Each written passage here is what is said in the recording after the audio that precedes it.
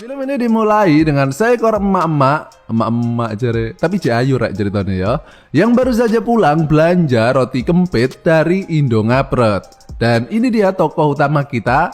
Ada yang kenal nggak dengan mbak yang satu ini? Silahkan klik dulu tombol like-nya ya, baru ntar tak kasih tahu namanya. Enggak, bercanda rek, bercanda.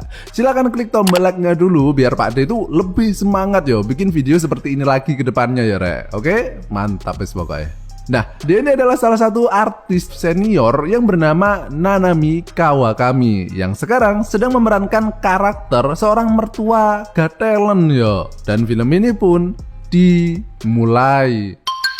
Moro tua moro numpai. Nanami ini adalah sosok wanita yang mandiri ya rek. Karena dia ini sudah lama bercerai dan selama itu dia ini sudah menghidupi dirinya dan anaknya seorang diri. Setiap pagi dia ini sudah bangun, kemudian belanja, masak, bersih-bersih rumah dan lain sebagainya. Pokoknya sosok idaman banget lah. Dan hal tersebut sangat berbanding terbalik dengan kelakuan anaknya. Dimana Nanami tadi kan udah melakukan semua aktivitas tersebut mulai dari pagi yo. Sementara anaknya ini yang bernama Hinata dan juga menantunya yang bernama Naruto, bukan ngawur ya. Menantunya yang bernama Yohei, mereka itu baru bangun tidur setelah siang hari. Ini kayaknya cocok banget yo dengan realita yang terjadi sekarang, dimana cewek-cewek zaman sekarang itu yo kebanyakan cuma cantik saja yo, tapi nggak bisa apa-apa, ya kan? Ngaku aja wes. Nah, Nanami yang kemudian membangunkan mereka berdua, tapi di sini Yohei yang bangun tidur cuma pakai boxer, kemudian Nanami nggak sengaja melihat pedang pembunuh naga milik menantunya itu tengah terbangun. Sehingga Nanami yang udah lama menjanda ini pun ketika melihat hal tersebut, dia pun kemudian jadi girap-girap yo. Opo girap-girap yo? Alah, mboh lah.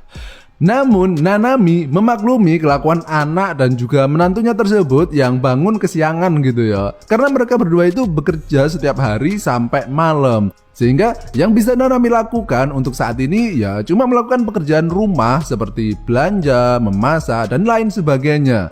Dan Nanami ini cukup bahagia ya karena melihat rumah tangga anaknya ini harmonis gitu ya. Nggak kayak rumah tangga miliknya dulu gitu. Namun dibalik semua itu, hati kecil Nanami ini kayak iri gitu, kayak pengen juga merasakan hal yang dimiliki oleh anaknya tersebut. Tapi semua itu ya sayangnya cuma sebatas keinginan yang terpendam di dalam hati gitu ya.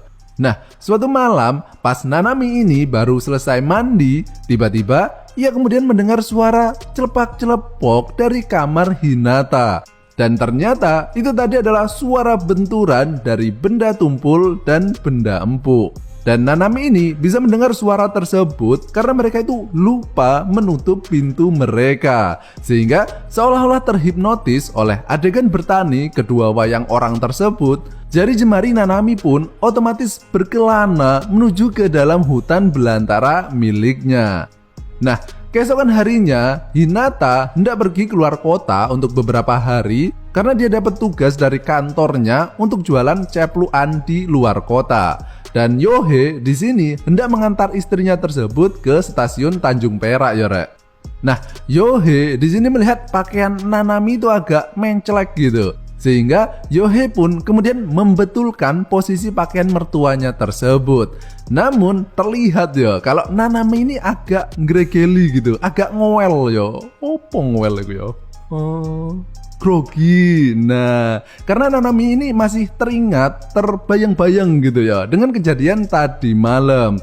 Nanami kemudian bergegas masuk ke kamar anaknya karena kamarnya itu masih berantakan gitu ya.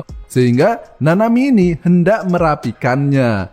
Namun tanpa sengaja Nanami ini melihat ke bawah ranjang dan di sana ia menemukan banyak banget karet balon bekas yang berserakan. Asli koproh kabeh wong-wong iki.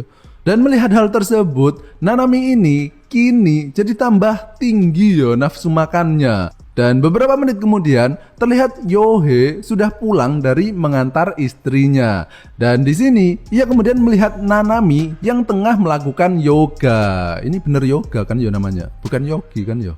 Dan Nanami di sini menggunakan pakaian yang sangat metetet gitu ya, sehingga semua tonjolan dan semua tanjakannya itu terlihat jelas. Dan hal ini sengaja dilakukan oleh Nanami untuk menggoda iman Yohei. Dan tentu saja, wong namanya kucing kok dipancing dengan ikan asin, ya dimplok lah ya.